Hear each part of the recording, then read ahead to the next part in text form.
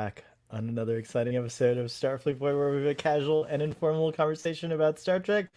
I am future Starfleet Boy Marcelo. I've come back in time to tell myself the error of my ways, but I can't find myself. Where is he? Where's present Starfleet Boy? I can't tell him. I can't tell him anything. I guess I'll just do the show for him. I can't. I don't know. Maybe he'll show up later. What do you think? He may show up later. I was gonna say something, but I was like, I wanted to spare your audience and I wanted to spare you, so I'll just let that one go.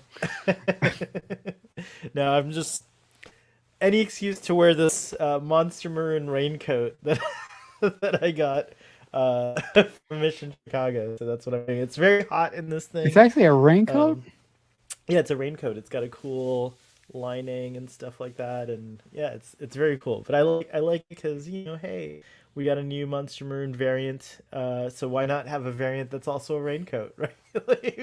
Cool. This is the raincoat variant of the Monster Maroon, and I really dig it. It has a hood, so I can actually see. Oh, cool. It's That's got like a. awesome.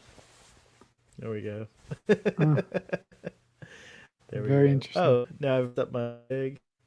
Oh gosh, we're just a mess here on Starfleet Boys. How are you, Marcelo? Welcome. I'm good. Happy to be here on this Sunday, and I can't believe we've made it to the end of Strange New Worlds. I was Yes, we like, finally made it. uh, that was quick. It was quick, right? Like, I'm kind of like craving more. I'd like to see more. Please, please, please. We got a bunch of lovely folks in the audience. Our sub commander has decloaked in the chat. He's off today, so I hope you enjoy this discussion, sub commander. I was thinking about you when I was watching this episode because I wondered what you thought of it. If you've seen it, let us know. And also, there was a sub commander. It was not Paul in this episode, but there was in fact a sub commander that we saw prominently in this episode. And I see that we have Cake is Eternal here. Joel Daniel said he couldn't watch, but he's gonna come back and listen for Trek Central, which everyone can into the 4 p. Eastern. And I see that we have uh, they made an appearance last on Friday on Text Track, but Sir Nays a lot.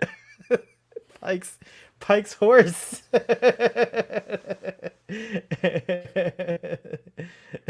Greetings from someone with the same hairstyle as 7 years ago. Look, I've got the same hairstyle I did, same wig from 7 years ago. That's actually kind of gross.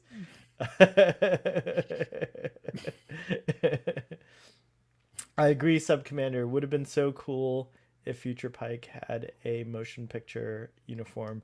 I think the Monster Maroon is my favorite, but yeah, that motion picture one's pretty cool too. So Marcelo, let's get let's get into the episode discussion. Do you want to do the summary for this one, or should I go ahead and do it? You can do it. You want me to? Yeah, I'm please do actually it, ready because for once. because All because right. because here's the thing. Here's the thing. I tried to do the summary on my own stream, and it was a disaster. So that's the only reason I'm not doing it. Oh, I'm so behind this week. I haven't checked out your video, so I'm gonna go check out you doing your summary there and see if it's indeed a disaster, which I somehow doubt is the case. You're very hard on yourself, It was a I disaster. find. So. All right, so we have a routine sort of mission. The Enterprise and the Cayuga are dispatched to Outpost 4 to give them some necessary upgrades, which they've been asking for 5 years apparently. So we get a little hint of how the Federation is kind of slow at delivering, and that might have to do with the fact that they're actually still pretty fresh outside of the Klingon War. Anyways, while we're talking to the commander of the station, his son, while Pike, Spock, and Una are talking to the commander of the station, his son suddenly bursts into the meeting, Mott. And when Pike realizes that Mott is going to be one of the kids, one of the trainees that actually dies in the future, in his vision that he had, Pike kind of freaks out and excuses himself from the meeting.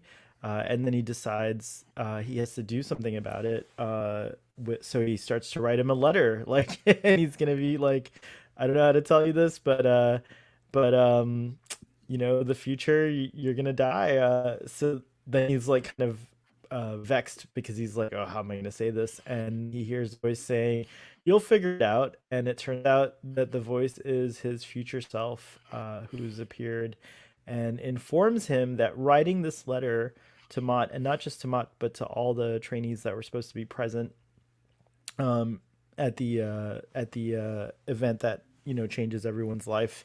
Um, uh, None of them appear, or none of them show up. He writes a letter to everyone. He's successful, and he and the kids survive. However, the trainees survive. However, Pike mysteriously lets himself know that there are some unforeseen consequences whenever you try to change the course of the future, and so he encourages President Pike to touch this time crystal that he's brought with him from Borath, apparently, which the Klingon solution was going to be to off to off Pike, but for Pike is that you can just show him a vision of what's going to happen, and it should be enough. Anyways, Pike touches the time crystal, and he's immediately transported to the future, and he's basically, to cut the summary a little bit short, reliving or experiencing the events of Balance of Terror from the original series, a Romulan show of strength, or a test of the Federation's will that occurred on the original series episode by the name Balance of Terror, as I just said. Um, and there's, of course, because Pike survived the accident unharmed, he remained captain of the Enterprise, and Kirk is absent. So there's a lot of other changes. But anyways, uh, we get to see Balance of Terror retold through a different lens, if you will, and it's exciting as heck. It was really great, really well done. We get to meet Captain Kirk, who is the captain of the Farragut. He's still pretty impressive as Captain Kirk, as far as I'm concerned. We get to see the Romulan commander, the whole scenario play out with the comet, just like in Balance of the Terror.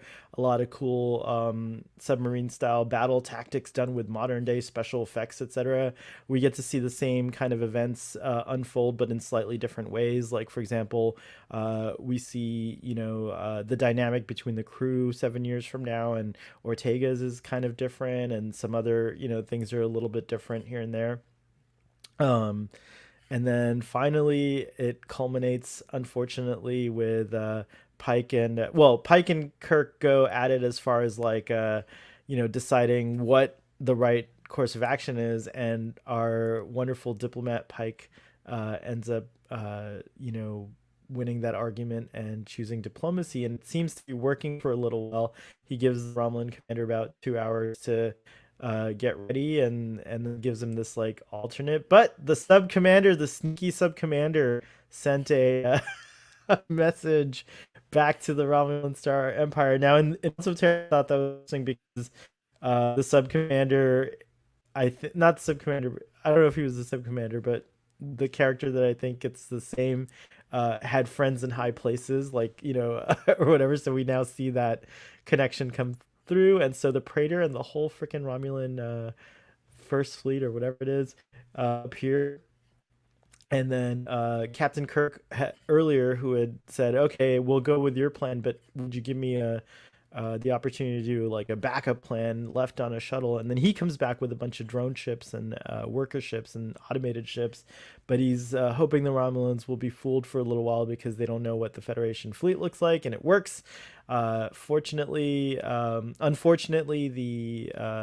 one chance of the little glimmer of peace that Pike was kind of fostering is destroyed when the Praetor, basically, when she finds out that the Romulan commander had been sloppy and gotten caught on camera, forces them to sit in front of the fleet, and they destroy the commander themselves, saying, "This is a culling, and you've made our fleet stronger." Anyways, battle ensues. The Enterprise and Kirk and Pike and crew are managed to escape just in the nick of time.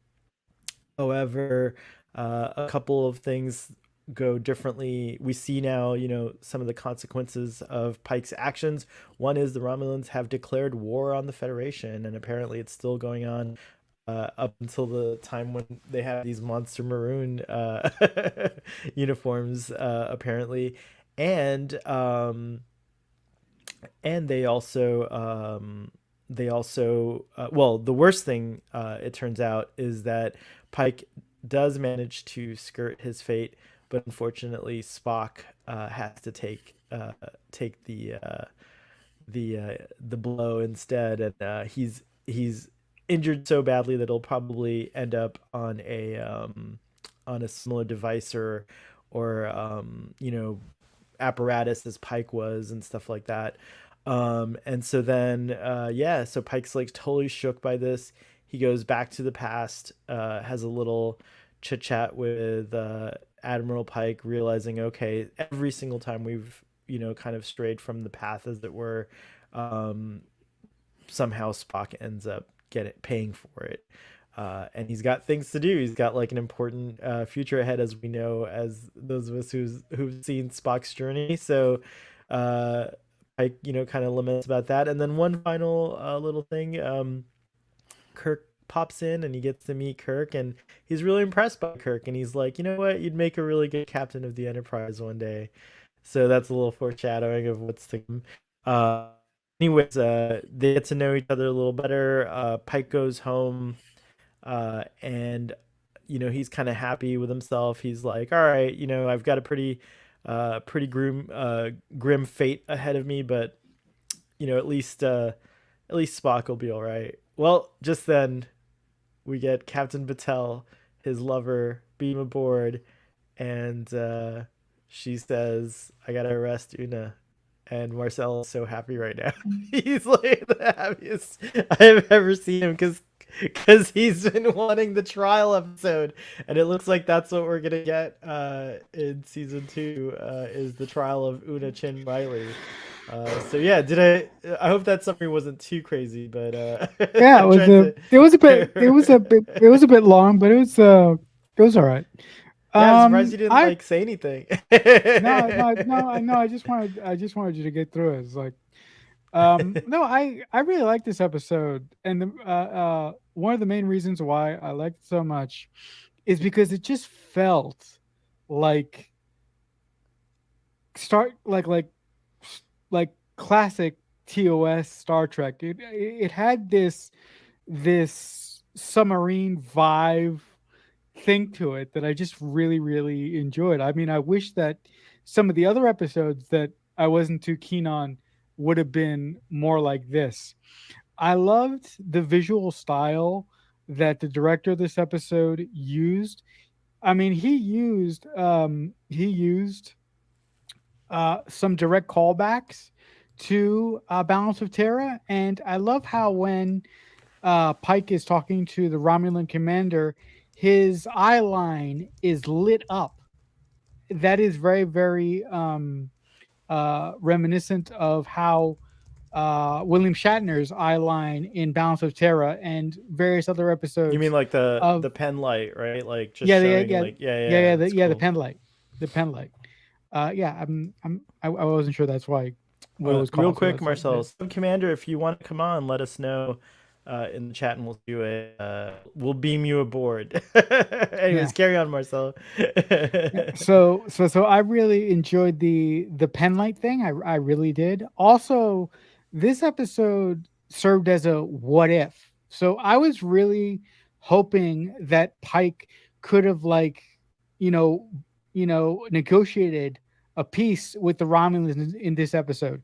I really would have liked to seen if he would have done that and have that carry on into season 2 and then watch it all fall apart for Hang on, Marcel, whatever you cut reason. out for me. I'm not sure if you cut out for the other. What would you have liked to happen? I would actually have liked to see Pike begin the peace process with the Romulans. Oh, like you would have liked to have had the alternate timeline continue, in other words? Oh, okay. Right, right, and at the start of season 2, I would actually like to see that relationship with the Romulans break down and eventually lead to war for other reasons. But I acknowledge that we can't stay in this timeline for very long. I mean, Pike has to go back where he came from. I kind of I liked Paul Wesley as James T. Kirk. For those of you who have seen me on my own channel, Balloonhead Productions, shameless plug, I was kind of concerned how they were going to handle it because I didn't want this show to become Pike, his crew, and Captain Kirk. So I was very pleased to find in this episode at least that James C. Kirk played uh, a key role in the episode, but he didn't overshadow Pike and his crew. I really enjoyed that aspect of it. Yeah, Also, a lot of people were very worried in my Star Trek circles about Captain Kirk, and I wasn't that worried. I don't know why I wasn't worried, but but folks were worried. But I'm sorry. no, it's okay.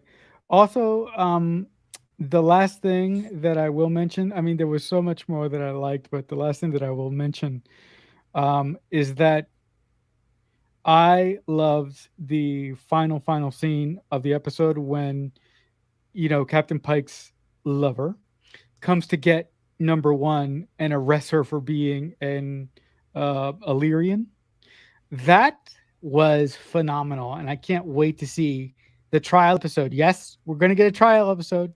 Mark my words, it's going to happen. Yeah, I thought this episode had some really good stuff in it. I just the main reason why I'm not going to give this episode a high grade when we get to it is because I feel that this episode could have been alluded to in earlier episodes of the season. I would have enjoyed some uh, possible foreshadowing and some other things. But Really? I thought this episode, yeah, um, Hmm. I thought this episode was done remarkably well. But uh, there was some things that I wish could have been set up to make this episode pay off a lot bigger for me. Interesting. Okay, interesting. I don't know. I feel like I mean, there were a lot of surprises for sure, but I do think that there were like some things that were foreshadowed, like maybe I don't know. It's I mean definitely like I feel like something was gonna come to a head with Pike and his future because he was so obsessed with it all season. So, Mhm. but that's interesting. You wanted a little bit more. Yeah, Sir Nazelot says, "I've seen this episode infinity times. That helps. I've probably seen it like 12 times already. No, that's too much. I think I've seen it at least 8 times. I think I've seen it 8 times. A lot of times. I've lost track of how many times."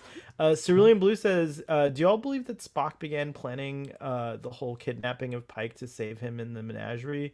From this point in time on, he began planning once he knew Pike's sacrifice was ultimately for him. I don't think he did that.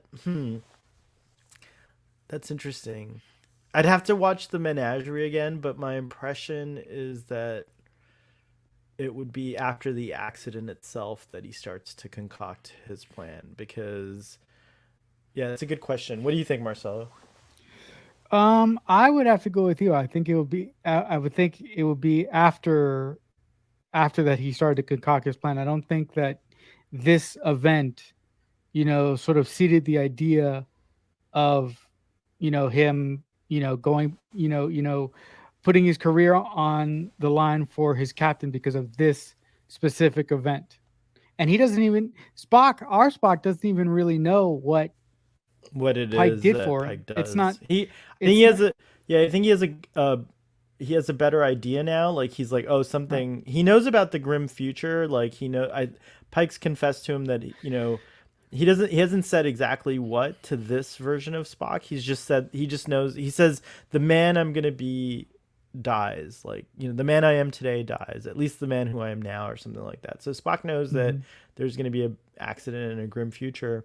But yeah, I mean, I don't know if he's planning necessarily the outcome with the Telosians at this point, but maybe in the back of his mind, he's like, is there a way out of this? Like, is something I can do? But he is pretty logical too, so I think Spock at the same time might be like, we have to wait and see, just like he does, just like future Spock does in this episode. Cake Right. is asking, do we know from how far in the future Admiral Pike came?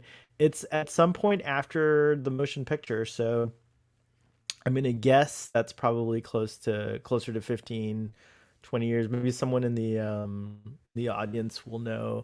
I'm gonna guess around the time of Wrath of the Praetor. You got me. So whatever you say is good with me. I'm never good You with didn't like that joke? The Stardate. Wrath of the Praetor instead of Wrath of Khan, the Wrath of Praetor. Okay, never mind. Uh, Fine, sorry. that's all right. That's all right. Would Just it be because interesting, like how Space Seed would happen in this timeline, in this What If timeline, and all these other TOS it would. era? Like an interesting concept, the whole What If timeline No, that I they mean, created. no, I mean we've seen the alternate timeline. I mean, in Star Trek, one of my favorite pockets of Star Trek is a The Kelvin alternate timeline. timeline from the beginning. So, I mean, could you just imagine if if the guy who came back to get Pike was from the Kelvin timeline, and we got to see this event, we got to see this event in the Kelvin timeline, I'll be hopping, I'll be jumping up and down like a madman at this point if that actually went down. It is a temporal incursion, just like the Kelvin incursion is. So I mean, what Right. would we name this incursion? We would call it the I guess we could call it the The Pike incursion or something like the that. Pike I don't incursion know. or something like that. Yeah. Subcommander says a bit resonant of yesterday's Enterprise. Guinan, 40 billion people have already been killed. This war is not supposed to be happening. Yeah, it's true. Good point. That's a really good point. Um, Marcelo turned in Una. I was gonna ask, do you think Una was turned in, or do you think this was like found out? Like, how do you think they got the intel about Una? Because only Pike, Dr. Enga, and Lon and their chapel. No, I think right. Like based on Yeah. that episode, Yeah. I think, I think one of them broke, and if it was I think it's Marcelo. I Doctor agree. Mbenga, I think he broke. You think so? Yeah. But I Una think one did of them so broke. much for him. Like Una went to bat for him and had him kill Rukia. Like I don't think he's the one. Um, a lot of people online are thinking Laan might have done it in a moment of sticking to Of duty, weakness. bef like well, or just like before she had maybe she doesn't even remember doing it, but before she had um been cured of the virus, maybe she sent a communique to Starfleet just downloading them about what was going on. Mm, And that that's tidbit might have been in there. that's possible. It's kind of Or like my way of not blaming Laan, but also, like, it's like, mhm. or or it could be like Starfleet could have suspected that that they had an enhanced being, on the Enterprise, and they could have planted a mole that we know nothing about, which would be really lame, but that's always a yeah, it's possibility interesting. too. Uh, Father says there is no chance of this lackluster performance ever overshadowing Hanson minus Spike about Paul Wesley. By the way, I haven't finished listening to Text Track, but yeah, I heard your thoughts on Paul Wesley there. I'm on Dave's camp. I thought he was all right. I thought he was a good Kirk. Marcelo, Yeah. where does he rank in the Kirk performances for you? No, I mean, you guys have to understand. I have a bias against Paul Wesley because I watched him for 9 years play On the Stefan Vampire Salvatore Diaries? on the Vampire Diaries. So when it comes to him, when it comes to Paul Wesley, he's one of my guys. So I have a bias there. You guys got to understand that. But I thought it was all right. He wasn't the typical Kirk that we will come to know and love. But I thought he was pretty. I thought he was fair. I thought Since he we're was all on the right. subject of Captain Kirk, we'll just put him up on screen here. I'm going to skip ahead. There he is. Yeah. um, he was great. I thought he was really great. I mean, to me, if I had to rank the three Captain Kirks we've gotten so far, of course William Shatner gets number one slot.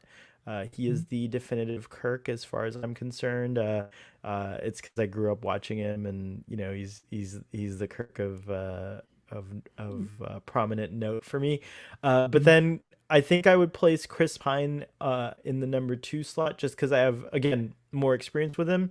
But Paul Right. Wesley gets a solid number three in my book. Like I think his introduction was really fun. Um, I like a lot that he didn't try to do an impression. That would have been really annoying. So I'm glad he just gave it his own take. And as so many have already pointed out, he would even do these like subtle things like pause every now and then and kind of just, some of the gestures and stuff like that. So I dig it. I mean, again, as is shown in the evidence, shown in the episode, like this is a different Captain Kirk. He's not the same. He's never met Spock. He's not the commander of the Enterprise. He's on a different life path. So I think that gave Paul Wesley a great deal of liberty as far as his interpretation. We are going to definitely meet Captain Kirk again in season two. There were leaked images, as you know, that showed a scene of him from season two. So we'll see how he plays Captain Kirk as a younger man, as a 7 year earlier version of this Captain Kirk. It is interesting to meet him in the future like this, and then to meet we'll meet him again in the past. So that's pretty interesting. And now I'm wondering, what's the deal like? How are they going to bring Kirk into season two? I'm very curious to find out. Any thoughts on that? I think Kirk is gonna pop up here and there in season two to help out Pike and his crew in specific moments. But I'll tell you what I think this is about. I don't think that they would just cast Paul Wesley to play a guest role in Strange New Worlds season two. I think that they're gonna. What I'm going to say can be classified as heresy for some of you Hmm. guys watching right now. I think that they are potentially thinking about doing a quasi, and here's where I get shot, TOS sort of reboot with Paul Wesley as um as James T. Kirk, and that would happen after Strange New Worlds ends per se. I'm completely crazy. I don't think you're crazy. That's on the table. Like a lot of people were talking about it. I don't think their intention is to do a TOS show. I think the only way that it will happen, a TOS kind of like, like a Kirk and crew kind of show. I think the only way it'll happen is if Paul Wesley like blows everyone away the same way Anson Mount did in season two of Star Trek Discovery. Mhm. So it all kind of hinges on him. I think him and his Kirk. I don't foresee it happening. But it will be nice to get Kirk in the mix if it's done well. I do want like I'm kind of like the opinion that like well here's the thing, of course I'm gonna watch if they do a TOS Of reboot, course you but are. We're all I gonna think watch. What other than that? I'd rather they do like something interesting if they're gonna modernize TOS. I'd rather they do something interesting like take the exact same performances and dialogue. This sounds really weird, but like do it in animation, but like really high quality computer animation, like the kind that you see in like those, in like the Halo movies of the past or like the Final Fantasy movies, like in that like really photorealistic type of thing and and retell it that way. I'd rather have that where it's like the likenesses of the previous performers like, Nimoy and Shatner and everyone. And I Mhm. guess whoever you can to come back and do voices is fine, but otherwise they could just lift and enhance the audio from the original series episodes and or or whatever. But that's kind of a wild idea. I don't know, what do you Mhm. I think that's like kind of how I would like to see it I done. That's kind of out there, and that's a little difficult because a lot of the TOS cast have passed away, and a lot of them are not in the best of health. Right, that's true. So, but if you wanted something like that, I've mentioned this before on countless streams with you, but I would love, and this is probably something we're never going to get. I would love them to do a Star Trek Enterprise series and bring back Scott Bakula, bring them all back and do one more season in animated form. Like Yeah, I think for I think Enterprise that would be really good too. Yeah, you're right. yeah, I think that would be really cool. And the other thing that I would also like is a brand new show moving forward in the Star Trek universe, right? Not relying on any Yeah, rather than getting a characters. TOS reboot, I would rather have a 25th century. That's like my preference is a 25th century Star Trek show. To Yeah. me, that's the present of Star Trek. Like Discovery's in the future, and it's doing a great job telling us a story in the distant future. But I want to see more of the Picard era, which we're getting a lot of stuff there. We're getting Prodigy, and we're getting What about Lower Decks, but nothing that's like past the point of Picard. And so I'd be a huge fan of going past Picard. going past Picard and doing another series based on Deep Space Nine, but with an entirely new cast and crew on the station? Wait, what's that? Yeah. Like you're What saying, about like continue the story of DS9 with like the next generation of folks on the station? yeah? What about that? No. No. Okay. All right. Be like, no, you are banished. It's No. clear from this conversation that everyone wants a little different something Yeah. something for Star Trek. A little That different being thing, right? said, like yeah, ultimately like TOS reboot would be my very last decision. It would be at the very bottom of the barrel. Like Mhm. if I absolutely ran out of every single other idea, so I would rather have your DS9 idea than a TOS reboot or a TOS redo of Mhm. any kind. And I think it looks like everyone in the audience seems to be in agreement with that more or less. But they're saying that a lot of people were saying Paul Wesley was pretty good, and I agree with that. So I think that's cool. Yeah. My rankings for Kirk are Pine first, Shatner second, and Paul Wesley third. Nice. Yeah, I think that's fair. I mean, Yeah. he just got on screen. We'll revisit this ranking after season 2 of Strange New Worlds when we get some more Kirk action going on in there. Mhm. But the version of Kirk that we will see in Strange New Worlds is going to be a new version that I guess the Pike, the Pine Kirk, we see him as a young boy, but then when he's older, it's a little after this, I think, or maybe it's around this time actually. It's before this because he's a cadet. So no, this will be Yeah, a and no, different. Yeah, yeah. yeah, and the other thing that I like, I'm sorry for interrupting you. When Captain Kirk and Pike are having their final conversation, and they sit down to have that drink, he goes, "Where are you from?" I grew up, in Iowa, and my dad served on the USS Kelvin." When he said Before that, it, yeah, right, he right, says before he before it transferred went, to wherever else. But yeah, that yeah, was a nice little retcon or addition to kind of yeah, ratify the Calvin timeline. I like that. yes, I yeah. knew So I knew a couple folks that'd be really happy about that. yeah. So, sorry for Well, let's go interrupting you. back to Captain Battelle. So this was a nice little bookend. We saw in episode 1, and there's some really fun dialogue here where she talks about she's always interested in seeing what future Pike is going to be like, foreshadowing, the future Pike that we will get and stuff like that. But I was really impressed with the with this because I was so happy to see her. Like I really liked her from episode 1, and I liked that she kind of was encouraging Captain Pike to like go back out into the stars, and as he says, like, better places to be, that whole thing. And so I love that the episode turns it around on us, and then she ends up being the bearer of the bat. She says I really hate doing this, but you can't help but be like angry that she is doing it later on. But what did you think when she showed up? Were you surprised, or did you think it was a nice little bookend as well?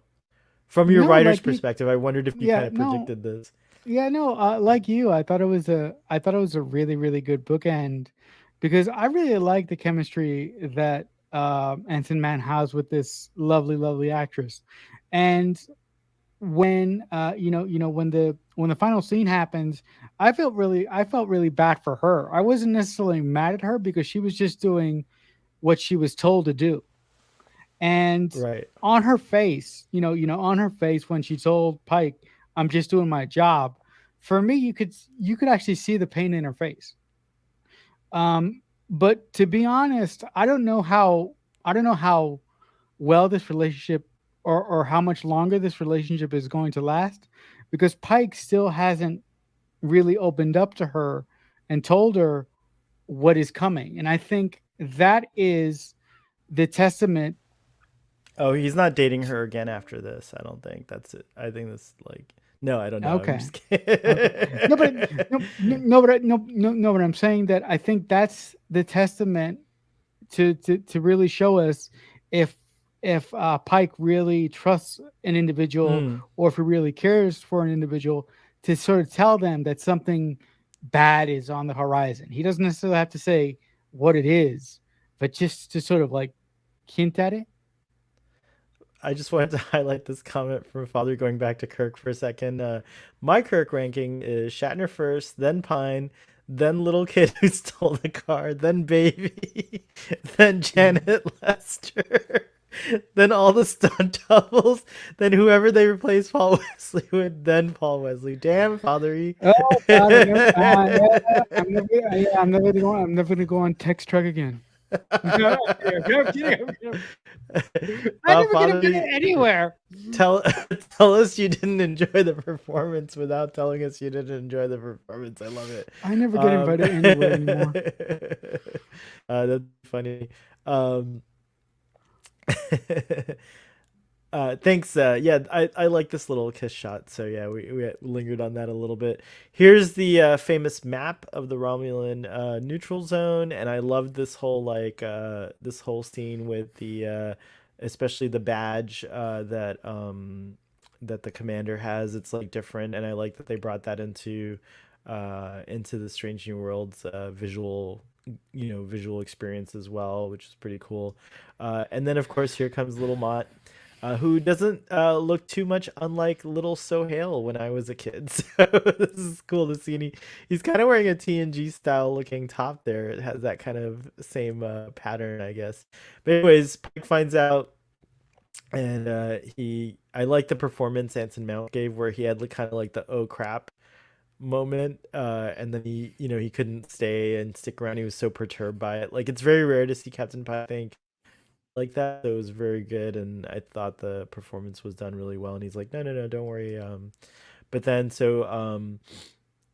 Una chases him down, and he's about to compose that letter, and that's when his future self is like, you'll figure it out.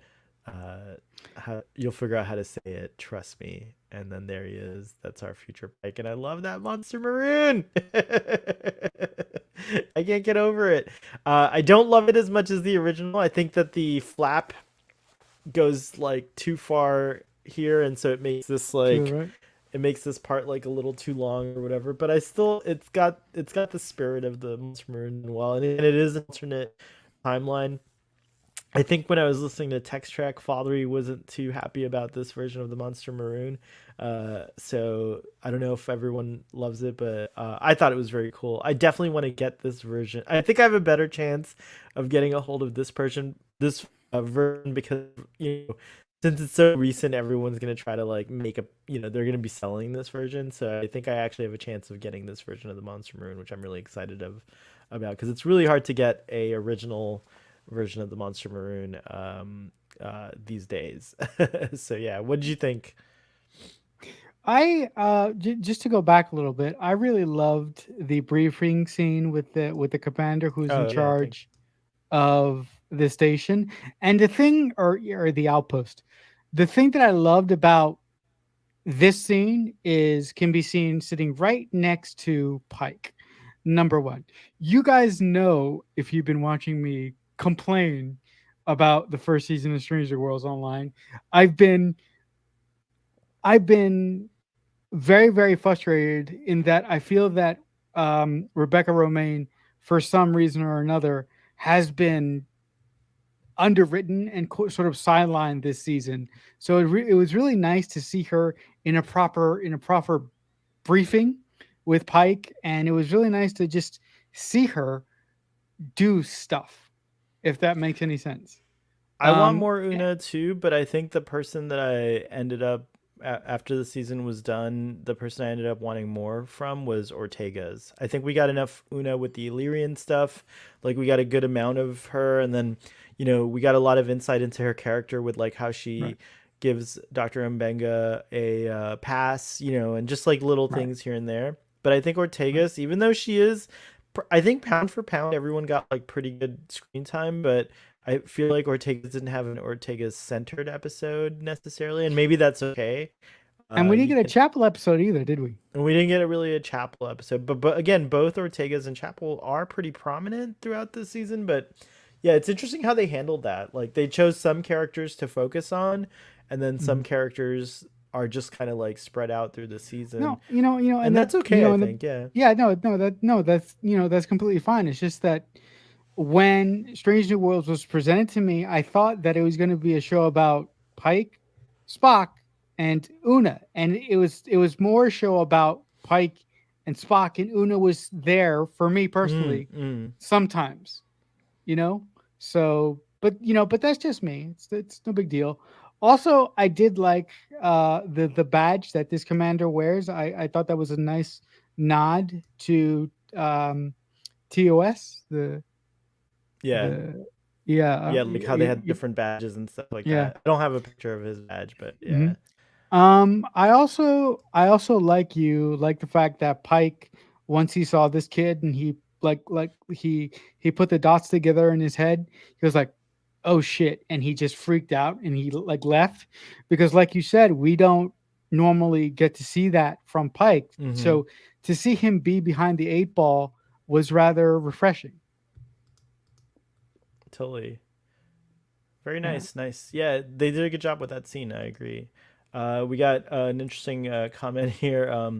They really did Ortega's wrong this episode. She needs a redemption arc before she even had an arc. That's true. She never gets her arc of falling from grace. So, but we do realize from the future, but that future yet that's a future that's never gonna happen. So Ortega's might have a totally different arc.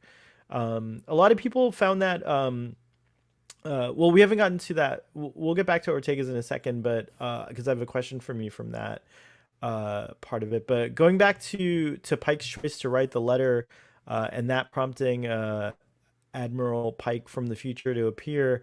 Now I don't think I've caught up enough on Voyager. You've watched Voyager, right? Yes. Yes. Was this similar to like how Admiral Janeway travels back in time to talk to herself? Wasn't there something like that happens? And don't they use time crystals in that? Like, doesn't the technology to time travel come from the Klingons or something like that? If I'm not mistaken, in those episodes. I don't think Janeway uses the what's the version of the time police? Um Oh, the temper. oh Yeah. my So yes. that's how she travels back in time. Yes. Admiral Janeway. Janeway Okay. yeah, Admiral Janeway uses those people. I really don't like like the first time I've seen this episode, the first time I saw this episode, the mechanics of the time travel and how he specifically got there confused me because I'm like, do we really think the Klingons would allow this version of Pike to take the time crystals and go back in time to stop a horrible event? Do we really think that would happen? I think so. He has a good relationship with Tanavik, and he's had Right, that right. Tyler's thing. So son, I think he could have convinced Tanavik that he could convince his past self to take a different path.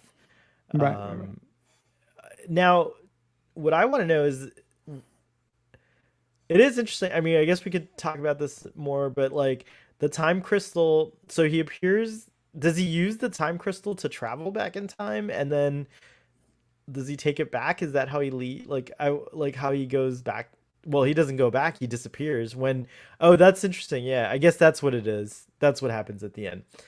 I figured out my own question. My question was like, what happens to future Pike? Well, he just disappears. He no longer Yeah, exists, and neither does the time crystal or the the need time for it. crystal. Once present Pike decides not to go on that course, it's all erased. So yeah, that makes sense. Right. Hmm. Uh, Sir Nasalot wants to know why not Marcello. Why not Yeah, I can't the remember.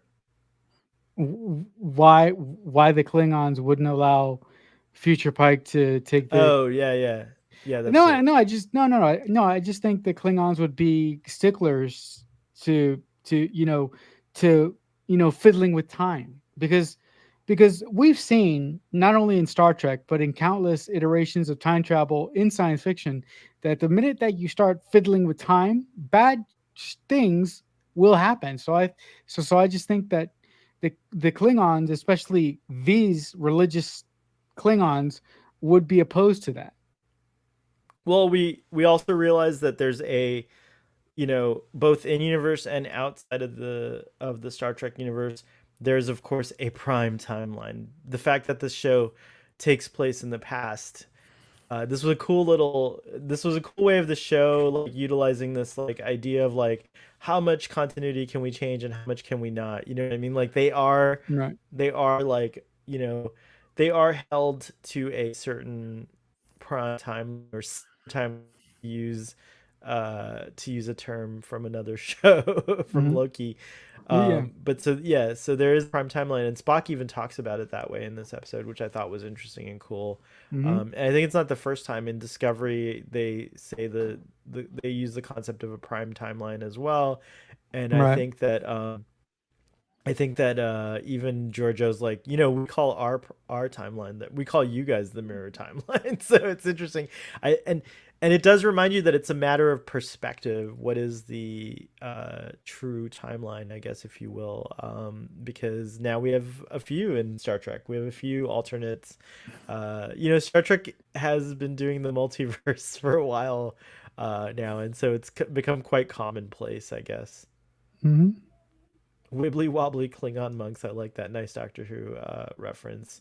The Klingon time monks are trying to correct Pike's attempt to change time. They are not changing time themselves. Yeah, I agree exactly. And then and then if Pike fails, they batleth Pike to fix it. The fiddling with time started when Pike touched the time crystal on Disco. When he acts on the vision he received, time gets messed up. So to the Klingon monks took responsibility to fix it. Yeah, that makes sense. It's interesting to think that on Boreth they know exactly how the timeline is supposed to be. It's also interesting that Hmm. every faction or big, or big sort of group in Star Trek, the Klingons, the Romulans, and the Federation all with time travel. I like time travel stuff personally. I hope Star Trek doesn't ever become just a time travel show, but I do like it when they bring elements of time travel into it. Hmm. There are unforeseen consequences, which is true. And this episode illustrates that very well because you are kind of like wondering what is it that's going to be, like what is it that's going to be the thing that makes the future so terrible.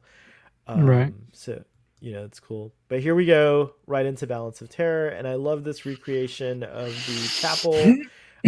I think they use the set a little too much, the cargo hold set, and I think it's weird that that door is always open, but you never see it open on, because it's what part of the Enterprise it's on, right? Yeah. Yeah. And it seems like it's always open, but when they show an exterior shot of the Enterprise, it's never open. So it's kind of a little weird. But other than that, I think yeah, they use the set a little too much. Maybe I would have liked to just a simple TOS where it was like a room, like Hmm. not necessarily this big place. But it is cool, that they are using these like fancy sets and everything. I guess you got to use Right. them. Right. But here we have the marriage ceremony, and just like in Balance of Terror. At what point did you realize that this was a Balance of Terror homage or recreation? I think once Pike started talking to the Romulan commander, and once we got to see the ship, I was like, "Holy shit! So They're this part doing didn't ring a bell. This part didn't ring a bell no, yet. You were because just kind of because like, oh, interesting. because Okay. because I've only seen Balance of Terra once, so Okay. I need a little bit more push, and the minute I saw the classic Romulan bird of prey, I was like, they're not. And then I started noticing, the shots with the and and the pen light did it for me. The Okay. Cool. Yeah, because I was lucky. I got tipped off based on the trailer and everything like that, and so I watched Mhm. Balance of Terror like hours before watching this new episode. So it was very apparent what was going on. So right Right. at the wedding scene, I was like, yes, I Yeah. see what they're doing, and I'm loving it. Uh, it's interesting also that you know I like this mind meld sequence where kind of Pike, it's an easy way to download someone as far as what's going on. And speaking of the Calvin timeline, I thought this was an interesting reverse of that, where Pike is the person with the knowledge instead of Spock, and so he's Mhm. like, just take here, Spock, just mind meld with me, like that'll like prove to you that I'm Right. not making this up, and you'll know everything you need to know. And Right. then similar to, you remember how like Kirk has that emotional kind of reaction after Spock mind meld with him in the Kelvin timeline. Hmm. I liked that Spock had a similar reaction where he's like, Chris, you hold like a weight on your shoulders. But what did you think of all this stuff? Yeah. No, it was. This scene was very nice, and like you just said, I like the way that Pac, Jesus Christ, Pike just said, mind meld with me. It'll it'll be easier to let you know that I'm telling the truth. I like that they did this instead of having a long exposition scene where we see Pike trying to explain to Spock that he is from 7 years. That he is essentially a man out of time in this specific episode. Right on. Ed actually realized it was Balance of Terror when he saw the map in the conference room scene. It hadn't dawned on me at that point yet. Cake says, "Thanks Starfleet for the I watched the Terror night before," and it looks like a lot of praise for Balance of Terror. Um, so here we are. So the only way to discover the terrible future is to actually live it, is the conclusion that Spock makes after the mind meld. So we start living it. I love this scene. Again, it was the whole Enterprise. Can you see?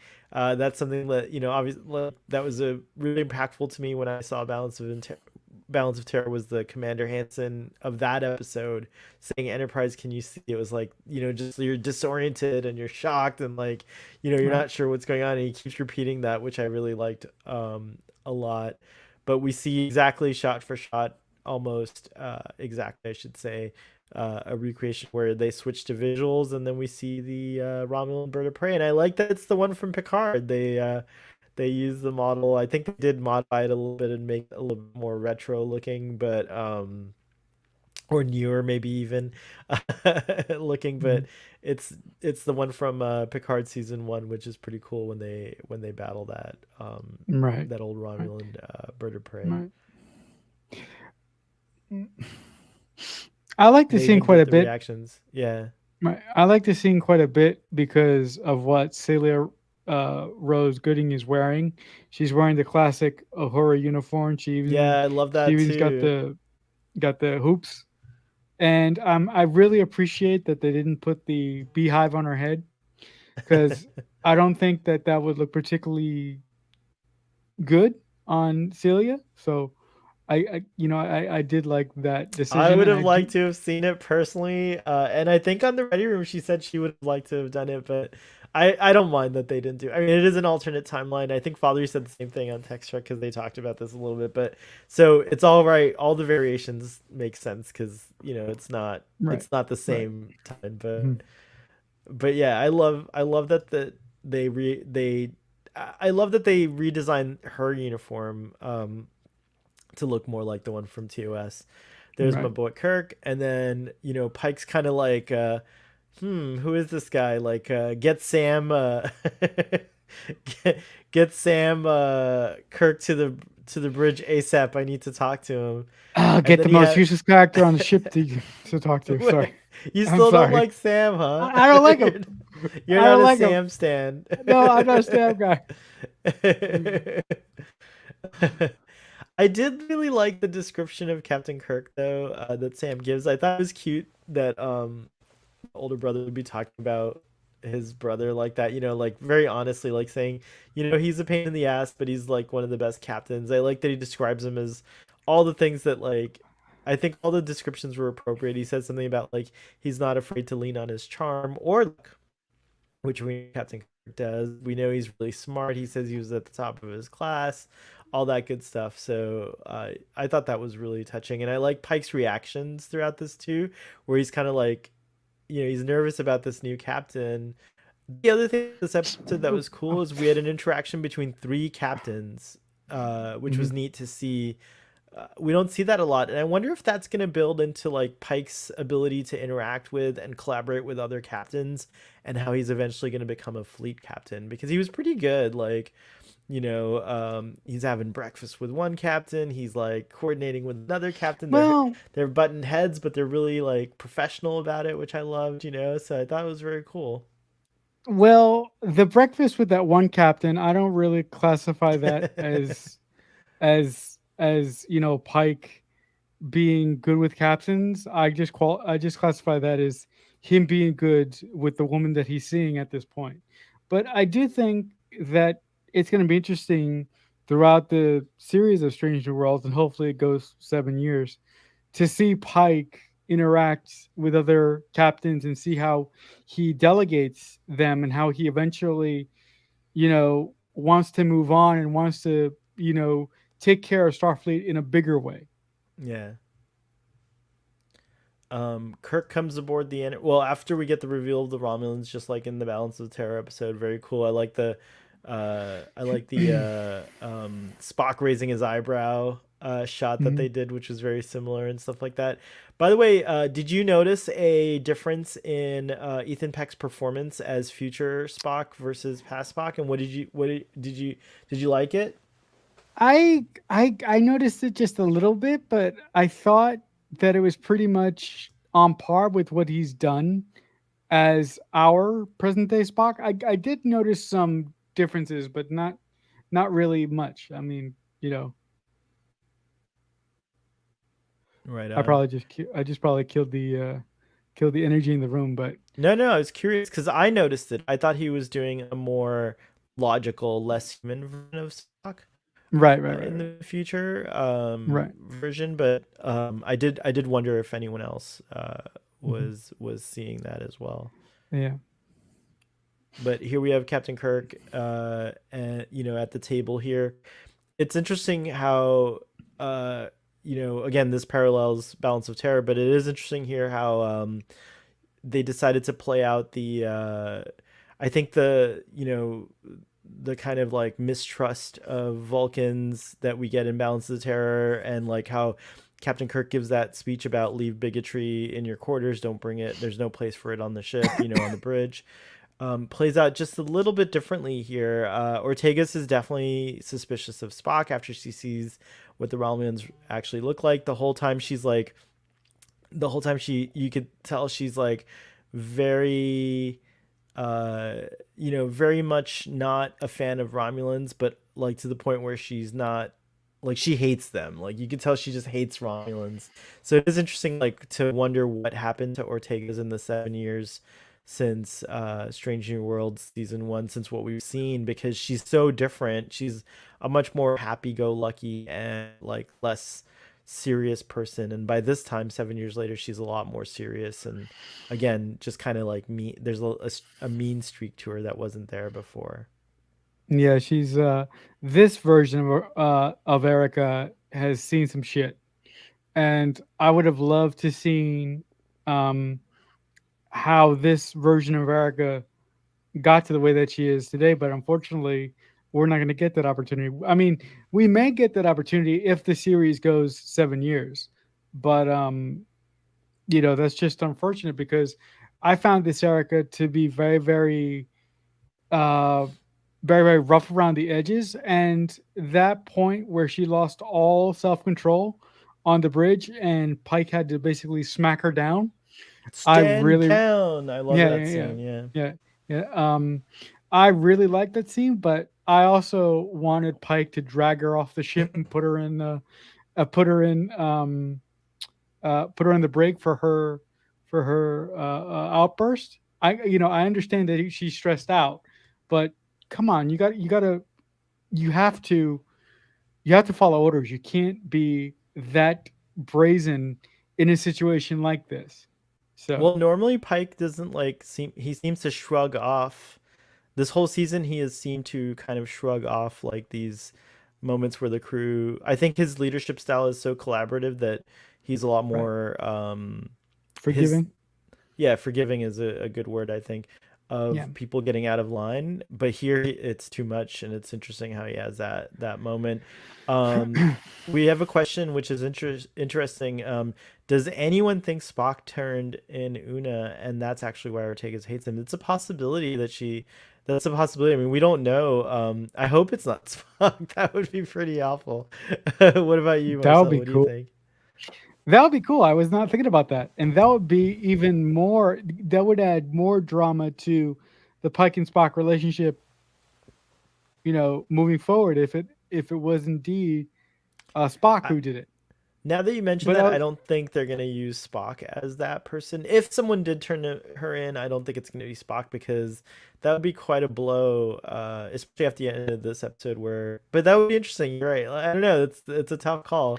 no, Uh, because if Spock turns out to be the one that, cried wolf and alerted Starfleet to the problem, like then we get to try and figure out what his reasons were, and we get to see him try and justify it not only to himself, not only to Pike, but the rest of the damn crew. it's true. I love that everyone knows you really well. Marcelo wastes no opportunity to jail characters. Marcelo was Jail. the brig. He does. It's true. Come on. In a way, I'm just like Beckett. I love the brig. It's true. And look, Cake is pointing this out. Sam got no reprimand for last week's racist comments, and it's true. Uh, All right, all right. Sam needs to go to the brig too. I'm just like Beckett. I love the brig. But yeah, I like this scene a lot. I love the interplay, and I love that Kirk was constantly providing solutions. And again, it fits with kind of the idea of Kirk, who he's always kind of like looking for. Oh, he doesn't believe in the no-win scenario, right? So like Kirk's always Mhm. looking for a way, to win, which is really, and you could totally see that here where he presents an alternative solution, and so they do that awesome kind of move through the comet, which again is very similar to the original series, and that's when I knew. I was like, this is the good thing about watching Balance of Terror. I was like on the edge of my seat because I was like, you guys, the commander's gonna double back. You don't even know, like that's not gonna. This is not gonna work. And so, that does It's not gonna happen. work. It does happen, and we get this incredible, I thought, for TV sequence with the Farragut Kirk ship battling the Romulan bird of prey, and it looked like a dogfight. I mean, Farragut goes upside down, and there's that like shot of Kirk as the camera actually spun around like that, and then here we Yeah. have the this like amazing shot where you see the maneuver where the bird of prey like destroys the forward section of the Farragut's hull and then Right. flies by it beautifully, and then we see the wrecked Farragut. So yeah, what did you think of this whole sequence? No, I know. I mean, like you, at this point, I knew what was happening, and I was like, I wasn't quite like you, but because I was watching this episode with a friend, and I couldn't stop saying, "This is not a good idea. This is not a good idea. This is," and and my friend who is not a Star Trek fan was saying, "What are you talking about?" And I'm like, "Just wait, huh?" But I particularly love the space battles, and I really love how it was directed too. Like some of the camera movements in this specific sequence, I thought were really great. Yeah, it's a good quality battle because it doesn't just stop at the Farragut. We get to see the plasma weapon that it uses, and again, after watching Balance of Terror and seeing this, I was like, they did a really great job of like updating it for like modern, with modern effects and everything. I thought this was a spectacular scene. Yep, it was good. And then here we have f refugees beaming aboard from the Farragut, survivors, I should say.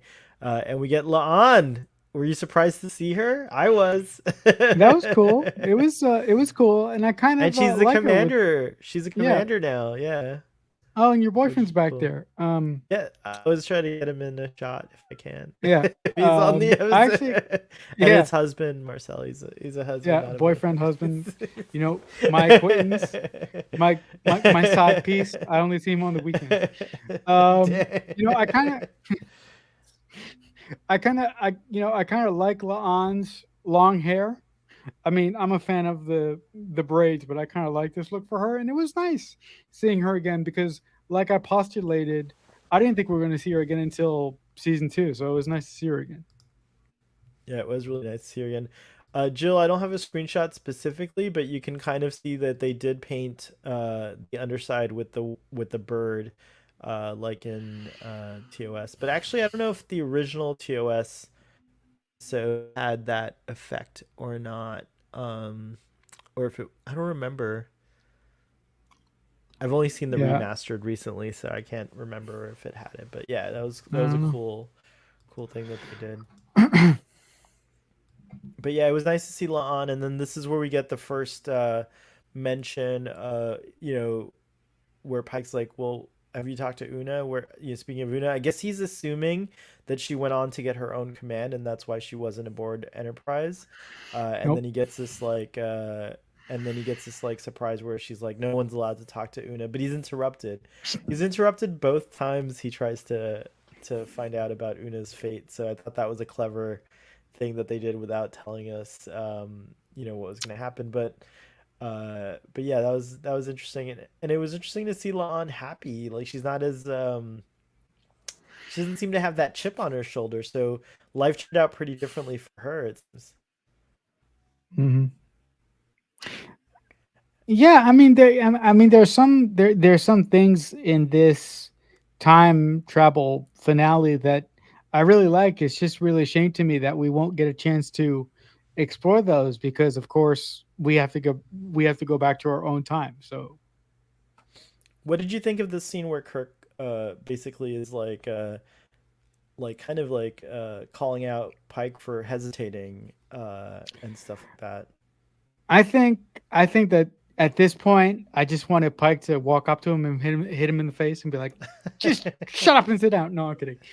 I No, no, I think this scene did a great job in illustrating that at this point in time, uh, James T. Kirk is the flyboy is shoot first and ask questions later. Or a So like more of a cowboy, yeah. yeah, yeah, yeah, more of a cowboy. So I think this scene perfectly illustrates that he is not exactly ready to sit in the chair and make Well, the he is. He's toughest a captain. decisions. He's the Right, right, captain of the Farragut, but he's just got right. to. Do you really see it that way, or is it just like a different command? I thought this was very true. I think he's ready. I think No, what's interesting is I think that like no matter what ship Kirk's on, he's gonna take advantage of the situation and do the Kirk thing. No matter, I don't know. That's interesting that you say right. he's No, not but I ready. no, but I've always had a problem with. with Captain Kirk's style of command. I Mm-hmm. really like him. I like Captain Kirk once he gets older and once he learns the the cost of his decisions. Once he loses, I think he becomes a better individual and a better captain. But but that's just me. And this scene really illustrates the you know to me that he's not ready to sit on the bridge of the Enterprise. Of the Enterprise. Okay, I get you. Right. Of the flagship, yeah. Right. Of the Uh, flagship. Yeah. Sir Nazelot says this was great. The clash of leadership styles was interesting. Yeah, I like that too, and I liked over on Text Track they point out how it was a good illustration of seeing different leadership styles, but also seeing two very professional ways of handling it. Like they were just kind of like there was a little bit of frustration or anger, but at the end of the day, they were like two captains Mhm. exchanging ideas, and um, Kirk was reverential of Pike's seniority and did, ultimately, give way to Pike's authority or experience, if you will. So I did like that as well. It showed that he wasn't above learning from Pike, and stuff like that, Mhm. and he wasn't above willing to give another method a chance, even though he felt in his gut that this what he was proposing was the right way to go about it. So Oh, yeah, I right, like that right, a right. lot. Mhm. Um, Here we have the scene.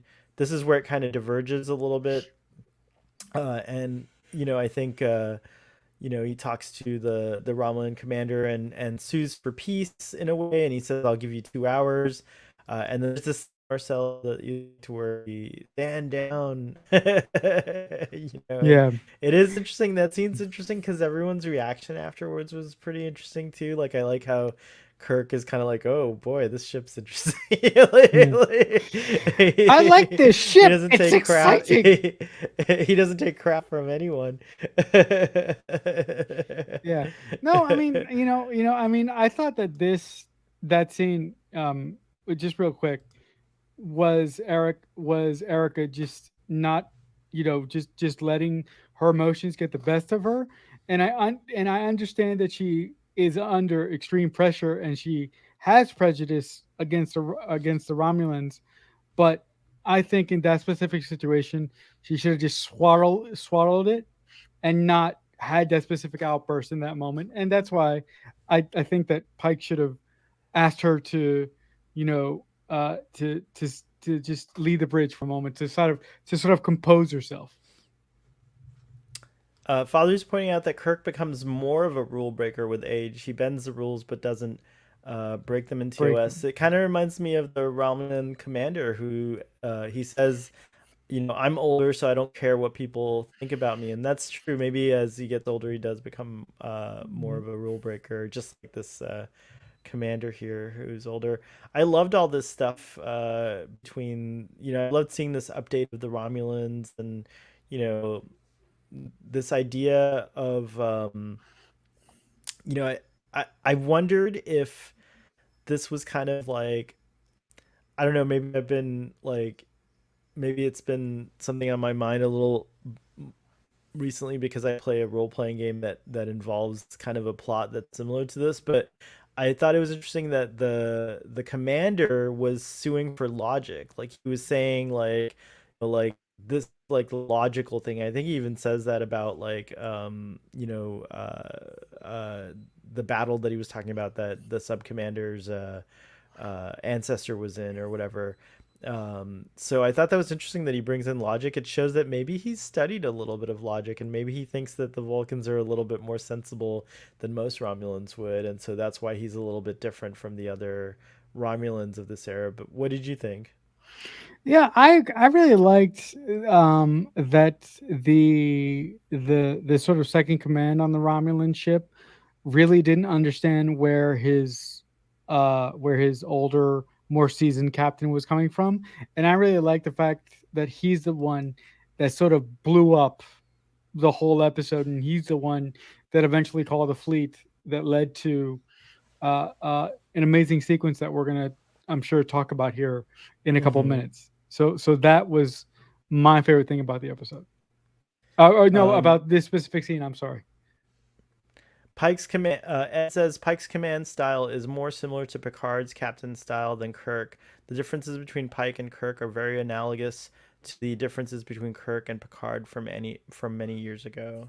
That's interesting. Yeah, Yeah, I I mean, think Pike is his own thing though. I think he's got a bit of the cowboy in him too, and I think Kirk is reminding Pike to get back to that. He's been playing it safe all season because he's trying really hard not to let people not die, to and which die. is good, which is good. You should be that way, but I think Pike's lost a little bit of his edge, and I think this is going to be a. I think we're going to see a different Pike in season 2. Maybe not like again. I wouldn't like to see him be a Kirk type of person, but I would Mhm. like to see a little bit more of the edge come to Pike because I think the other thing that this era of Starfleet is a very interesting era because in Discovery, I think Admiral Vance or someone points out, maybe it was what's his name, um, someone in Discovery points out that like Michael and the crew represent like an era when Starfleet more willing to take risks and do things a little bit more hands on, and so it was refreshing to have that perspective in the future where they'd kind of lost that. And it is interesting about the whole like, do we attack or do we not? Shoot first. Like, there's a lot of interesting like points here. I don't know what's right or what's wrong per se necessarily, but I do think it's interesting that all these points were brought up. No, Michael. Just real quick. I mean, I'm not talking about Mm-hmm. Discovery, but the the great thing about Michael, and the thing that makes me wonder, Michael, a lot of times, is that she does what she thinks is in the best interest of her crew. And if that is disobeying orders or doing this or doing that, she does it. And the the thing about Pike and the thing about Picard for a moment is that I think that their style of command is different in that they try to make the best decision that they can, but they still play within the lines. Michael doesn't do that. I don't think that's true, Marcelo. I think that Picard would break the rules for his crew if there Okay. was no other choice. Like I think that and we've seen him actually. I feel like we've seen him Right. do it. I can't come Okay. up with it, but I think what Well, it is that like I think the big difference is that we've never had a show before Star Trek Discovery where the focal point was not a captain and like right, we were right, following someone else. And I think you brought that up before, and that's why it kind of irks right. people is that like, oh yeah, Yeah. why is this commander in charge? Yeah. No, Like the also, also the great thing about the first episode, I mean, not to keep talking about Discovery here for a moment, but the great thing about the first episode of Discovery, the Vulcan Hello, which is a great episode, is that it's the first time that we get to see a mutiny on a starship by a first officer. I mean, how cool is that? mm-hmm, Uh, mm-hmm. yeah, but that's neither here nor there. Yeah. Yeah, I mean the whole Discovery. Go and listen to the Starfleet Boy discussions for Star Trek Discovery. We got a lot Yeah, of those are thoughts great. about that. Those are But yeah, great. over time, I think Star Trek Discovery season 1 plays a little bit better. Yeah, I remember being all kinds of shocked that there was an actual mutiny and the war and all that That was stuff. I was cool. like, no. But looking back on it, I now that I know that now that Discovery's in season 4 and seeing the whole story play out, I really appreciate season 1 a lot more than I used Yeah. to. Anyways, Yeah. here's Kirk with his little backup plan, just like he always does, which is cool. And he's like, Captain, may I borrow a shuttle? And I like the way this played out. Um, Now, I thought that the shuttle was a lot bigger than where you see it really, but when it just comes out of the hangar bay here, which by the way, we haven't seen the actual hangar bay set yet, which I think is interesting. I don't think they have one, virtual or otherwise, but it comes out of the hangar bay and it was pretty big. That's my nitpick, which is I thought the shuttle was too big. But again, that, that's neither here nor there. But anyways, he goes off to do his thing. Spock is repairing this thing, and then we get the nice little uh, uh, cameo by voice of Scotty. So I'm an engineer, not a miracle worker. I guess he's not a miracle worker yet, Mr. Spock. What did you think when you heard Scotty in the background? That was just cool. That was just cool. Me and my Yeah, it was a friend cool who moment. were watching this episode together, we just had a smile on our face when we were like, "Oh, that's Scotty." That's awesome. So he talks to the commander again, and just as they're about to like entertain the notion of peaceful resolution, all of a sudden we get a perimeter alert, and then a gigantic Romulan armada shows up. I love all these new ships that they introduced here. And then we get, of course, I like this shot too, where Pike's standing in front of it. Yeah. This is the thing that like I feel like Star Trek of the modern era, I think does this a little too Too, much, too but it's much. Yeah. okay. One more Romulan fleet, yeah, one more showdown between two fleets. It's fine. It was done so well Damn that I those forgave Romulans. it. I forgave it for that.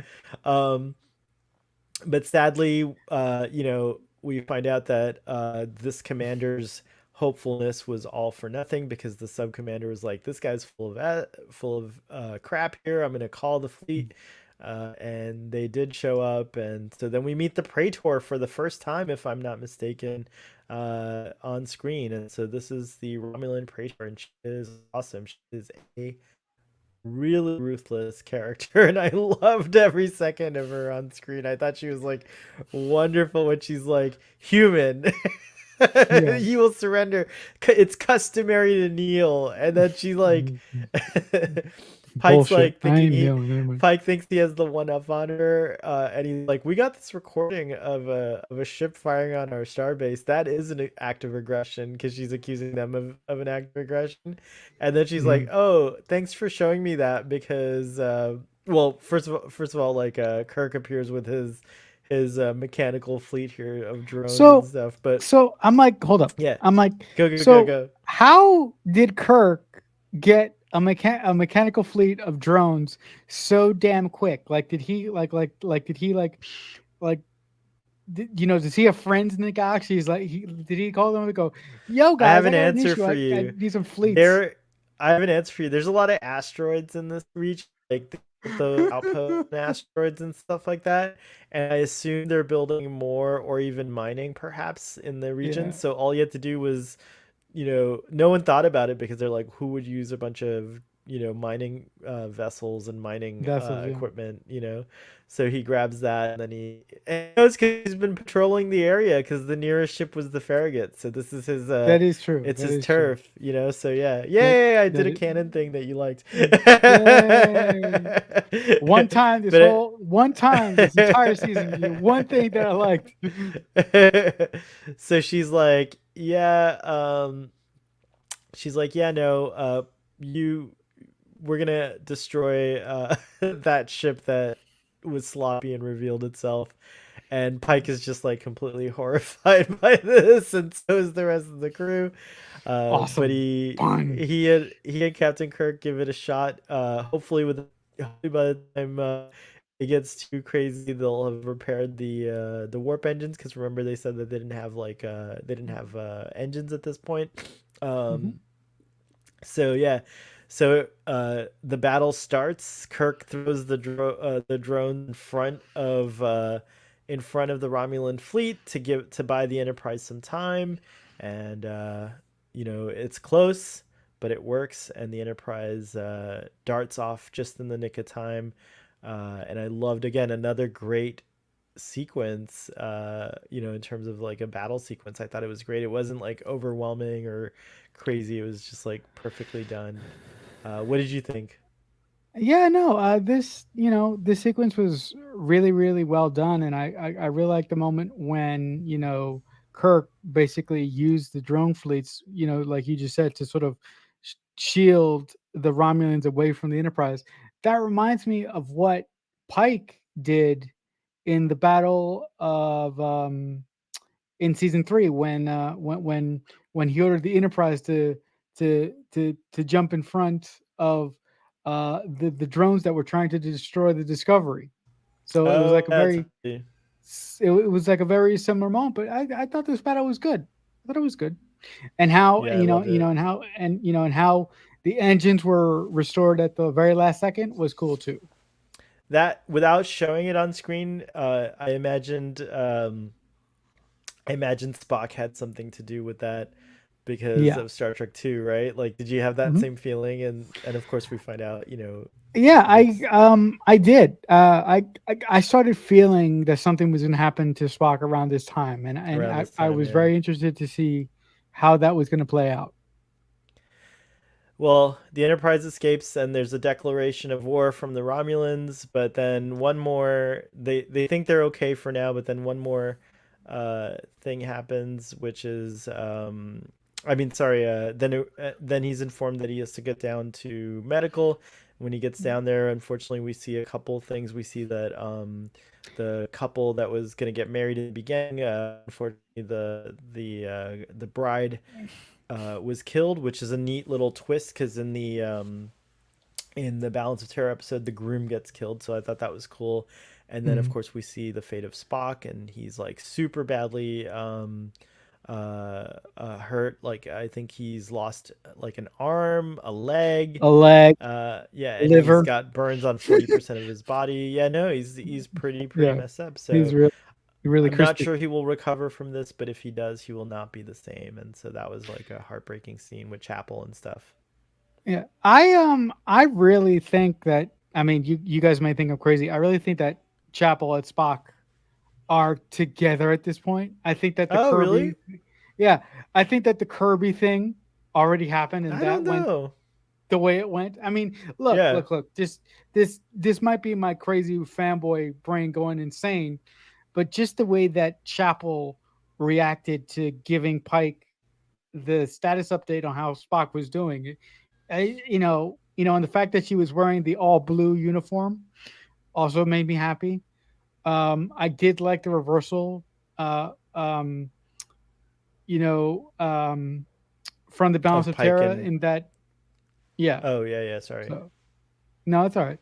So I thought this scene was very, very cool, and I especially like the makeup effects that they put on Ethan Peck. I thought they were great. Yeah, the makeup was extraordinary on this part. Um, I don't know about the Chapel and Spock Yeah. being together, but Um. I'll allow it. It's an Yeah. Don't alternate listen to me. I'm timeline. crazy. Father says the Oh, sick bay scene was incredible. Yeah, I love the way they did that cam. I call it the Spike Lee cam, where it's like fixed on Pike, and he seems to be spot. on a dolly or something. No, when Pike's first like looking, Right. there's like a dolly, like it's just fixed on Pikey's center. It's like moving around a dolly or something. It's pretty cool. He's like Yeah. smooth Mhm. moving. Yeah. Cake says, I like to think Scotty does a Fonzie style thump and they come back on. Mm. Boom. That's funny. Poof. Cerulean Blue says this episode is a great reminder that Spock is Trek. Like Spock is the main character in every single one of the series, other than Enterprise, which showed us Vulcan development that led to Spock. CB, I think Spock is super important, but I don't think he is Star Trek. I think that it is a reminder that for each of us, though, there is a character that we focus on. But I will just say that Spock is in. You're right that Spock is in the most Star Trek. Like he's in like the most eras. They've even put him in Star Trek Discovery in the 32nd century, Leonard Nimoy's version of Spock. So yeah, he is a lot. He's a huge part of Star Trek. But I don't want to say Spock is Star Trek. I don't know for me personally, but I respect that you feel that way. What about you, Marcelo? I don't agree with that at all. I think Star Trek goes beyond any of the characters that inhabit its universe. I think Star Trek is just a feeling and an idea.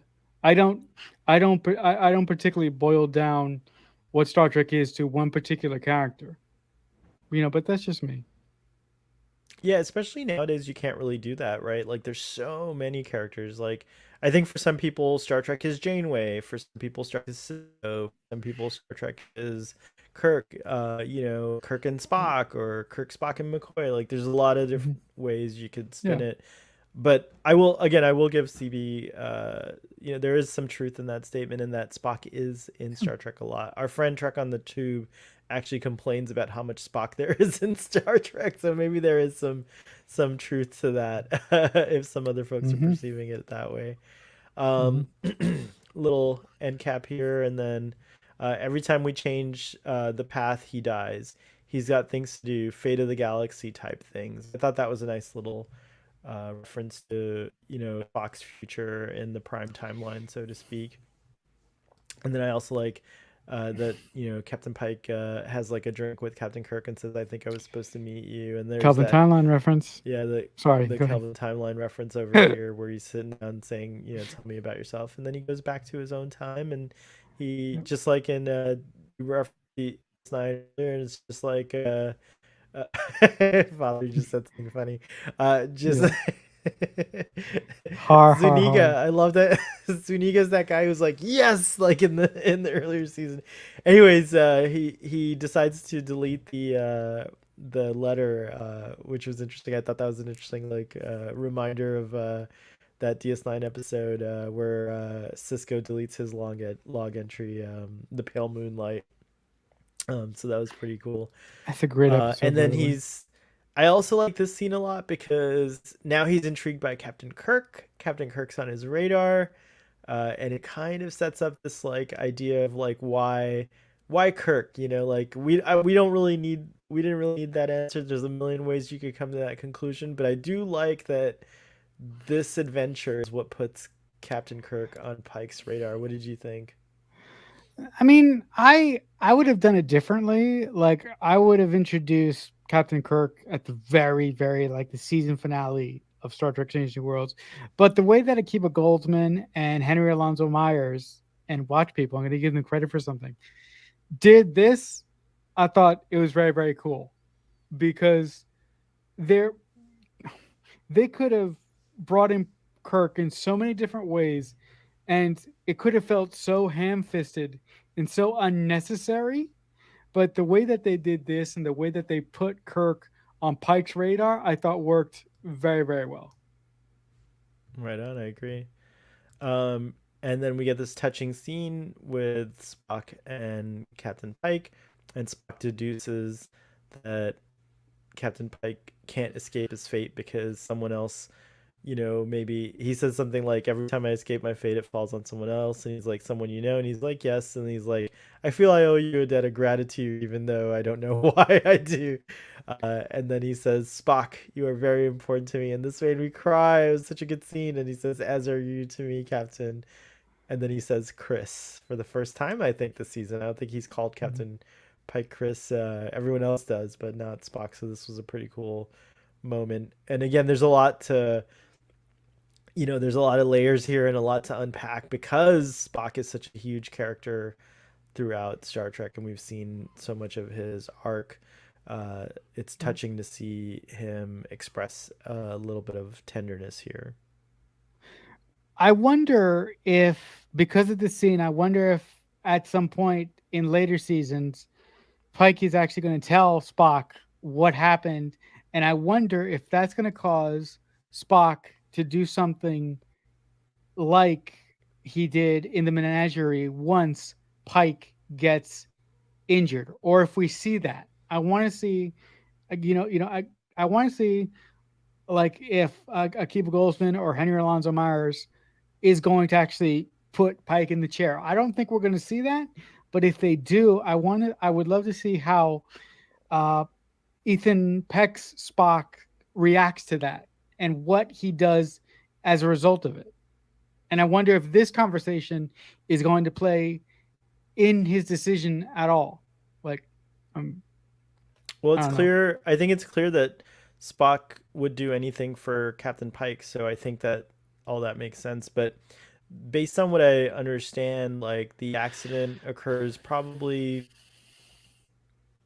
while Spock is serving with Captain Kirk Right, on right, right, right, Enterprise. right. So So what I just said is a bunch of bull, but whatever. but It's bull. Spock will no doubt have a reaction. But yeah, I don't know if we'll see Pike's fate on screen. It just depends where how Strange New Worlds chooses No, I to don't end think and so. wrap up I in don't think seven so. years.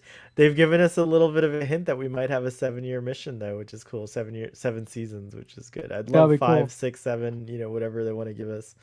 And you know Pike what? does this nice little. Oh, go ahead. Sorry. No, I'm just sorry, real quick here. I think, look, despite what, like, I mean, I don't mean to bring it back to the disco, but I just want to say this. I think the Discovery's going to go 7. Yeah, I think so. I hope Everybody, so too. yeah, Yeah. yeah, I hope they all go 7 seasons. It's nice. It wouldn't be the that's the same norm, as isn't it? having a full 7 seasons in the old days with 20 something odd episodes, Right, but right, it'll still be nice. But right. Pike has this moment with this cool old timey song about making memories, and he I kind of didn't like that regards at all. everyone. You didn't like the scene? No, no, I I like the loved scene, but it. I didn't You like didn't the like the choice of music. song? Oh, I I love didn't like. that I was song. I like, thought it was great. "Eh." It's very Captain Pike. I feel like that was us hearing it in his head, like that song or whatever. Yeah, But he yeah. feels pretty satisfied, and I like that. He's like kind of like, yeah, I guess enjoy every moment until the fate happens, and stop trying to push against it, and let's Mhm. let's see what happens. Let's see what difference we can make. And then we get called to we get called in, and there she is. And he's like totally caught off guard. He's like, "Hey, Captain Patel, what's going on?" And it's like, "Sorry, we." Wow, Marcel, you're really enjoying seeing this. Yes. Sorry. Anyways, she has the somber duty of arresting number one. There's that shot. I love the shot of Good them on shot. the pad That's a and great Pike shot. standing alone in front of them. Mm. And then he says, "This isn't This is not over." over. So I love that, which is very cool. And that's all I got for slides. So yeah, great episode, great Yeah, season, great episode. I feel like they really knocked it out of the park on this one. It was fun. It was fun to yeah. like kind of go I over mean, it. yeah. I mean, I thought that for me this season didn't work nearly as well as it did for you, but I did think that this season finale delivered in a lot of ways, and it really was good. It wasn't like jump out of my chair like, oh my god, I can't wait till season 2, but it was really solid. Yeah, I agree. Sir Nazalot says, I think Spock was plotting this with the Telosians before the accident. Really? Like, why would he need to? Like, I don't understand Oh, why he would need to plot for it. I mean, Spock does have an encounter with the Telosians, and he does utilize them in Discovery to get himself back to sorts. right. So yeah, but I don't know. I don't know. This entire series for me is a prequel to the Menagerie. So far, they haven't screwed it up. I agree, and I like that. I like that it's to just an episode of Star Trek, which is it kind of is interesting. It's a sequel to The Cage and a prequel to The Menagerie. It's like those are the bookends that we're looking at when it comes to Strange New Worlds and Pike's arc at least. So yeah, Yeah. it's pretty cool. And the other thing that I would like I mean, this is just me speaking as a writer, so you can just tune down your televisions, guys, because you know what I'm going to say. I would like to see Akiva Goldsman take a more write more for the series because he only was involved with he only directly wrote 2 episodes this year. And look, I understand that he's probably looking over the whole thing, but I would like for him to do some more direct writing for the show. But that's Yeah, I my mean only it would be complaint. nice, but I think Henry Alonso Myers is killing it too. I think he's a Right. great showrunner or Mm-hmm. co-showrunner, and he's a great writer Co-showrunner, too. yeah. I think Yeah. they've really figured out the mix of modernizing this era versus I think they've learned from many of the critiques that Disco season 1 and 2 got, and they've really figured out how to like update the aesthetic and like reimagine the aesthetic, but keep it so grounded in the story's so well grounded that it works really well. So well grounded and so well kind of connected to TOS that it works really well. And I think referencing Fathery over on Text Trek again, he had said if he had just read the script, it was like a perfect script for like it felt like a really great like if there was nothing he could find to critique about it, only in the execution that he found things to critique about. But I think that's on the whole, yeah, like even Discovery, I used to say like sometimes when you think of Star Trek Discovery, if you listen to it and just think of it as a radio drama and you ignore some of the visual reimaginings, like it actually works really well too. So I think they actually, there's a lot of like knowledge and love and respect for the continuity.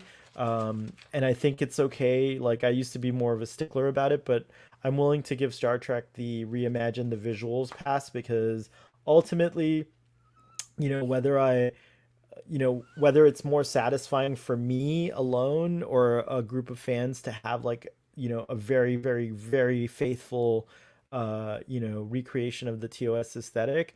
I think that to me personally, that I also enjoy these reimagined aesthetics. Like I think they've done a really good job at like, kind of updating the look and feel of TOS. So and I'm not worried. I think TOS is in no danger of being forgotten or going away or underappreciated. I think it's always going to be known as where Star Trek originated and was born.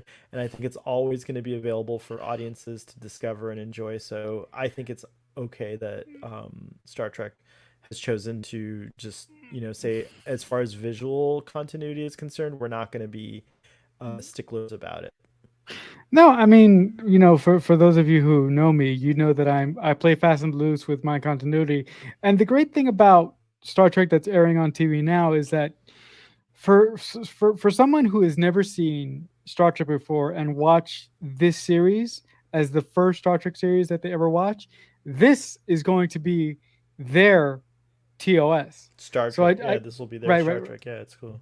right. Their first Star So I Trek, yeah. just right. So I just find that fascinating that this continuity look and this Star Trek is going to be their Star Trek. So I Well, just find that well, fascinating. participating in the online Star Trek community, especially on Twitter, I mean, there's a lot of people who that same statement you made, it's true. And the Kelvin films are their first love, and they love the Yep. Kelvin films, and they love that aesthetic. And there's a lot of people who Discovery is their point of entry. So there's a lot of Yeah. like, there's a lot of points of first contact you can have with Star Trek. I Yep. think that's really wonderful. And I Definitely. think overall they just do a great job of presenting Mm. the meaning of Star Trek: friendship, loyalty, infinite diversity and infinite combinations. Like it's all And there. jail. Sorry. And jail, according to Marcelo.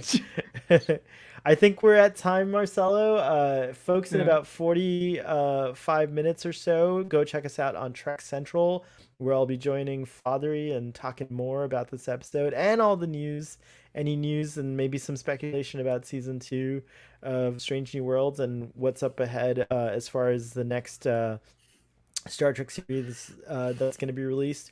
But before we go, I just want to say I had a lot of fun, Marcelo, on Friday night, listening and then joining at the last minute and coming in on your show. You did a great. You're doing this cool watch long series with Yeah. Marcy and Rachel and myself. I'm so honored that you included me.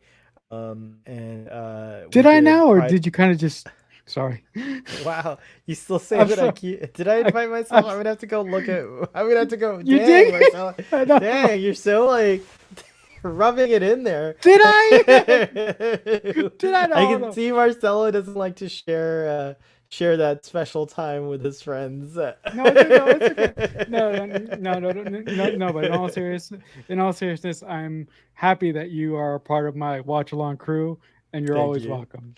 So we So, did Pride and Prejudice, so the 2005 versions. Go check that yep. out, folks. And you want to tell But them what's up Marcelo, what next? else have you got to promote?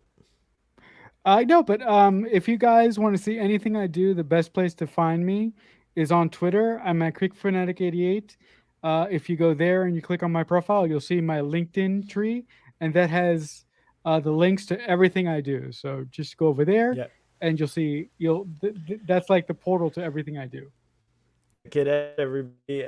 And so, thank you, Marcelo, for joining me to talk about this. Next week, we'll be doing a season one recap where we'll go over the whole entire season, Strange New Worlds, episode by episode, and just talk about how it all felt. Before we go, I would like to rate this episode an 11 because last episode I gave it a 9.5 because of Hemmer's death. So that rounds out the whole season to a perfect 10 season as far as I'm concerned. What about you, Marcel? What rating? I would, yeah. I look. This episode was great. It harkened back to a lot of things about Star Trek that I love, and I wish that some earlier episodes were had this kind of flavor to them. But yeah, I would definitely give this episode a 5. It was good, but it didn't reach the peaks and valleys that it reached with you for me. This episode is a 5. Wow, I'm really Yeah, shocked. right I down the actually thought middle. you were gonna give it like a 6 or a 7. That's where I No, had right down it. the So middle. yeah. Right down the middle. Well, interesting, interesting. How about the whole season? 5. A 5 for the whole season as well? Yeah, right down the middle. Right down the middle. Like you said, this is like your favorite series after Lower Decks. Yeah, it is. It is. Yeah. So what's Lower Decks like overall as a series for you? Like a 6? Uh, no. Lower Decks for overall as a series to me is a 8. Wow, that's interesting. All right, Yeah. Marcel. My We yeah. don't My we don't ratings are all whacked out. I'm So not gonna don't argue. try and Hey, figure my out those. ratings are all whack too. So hey, you know, I'm not gonna give Yeah. you a hard time about your rating if you're not You gonna give always me a hard time do. about my. No, no, I was trying to make you go up a little, but I'm not giving you a hard time about it. If you're steady on that rating, I'm not gonna. I won't. I'm steady. I won't give you a hard time about I'm straight and steady it. always. Straight and But steady. there are calls to throw you in the brig, so I think I might have to, Marcelo. I think I might have to put Yeah. you in the in the in the brig or something like that. Audience, give us your oh we Marcelo disappeared. Audience, give us your rating if you like. In the meantime, have a good afternoon, live long and prosper, and we will see you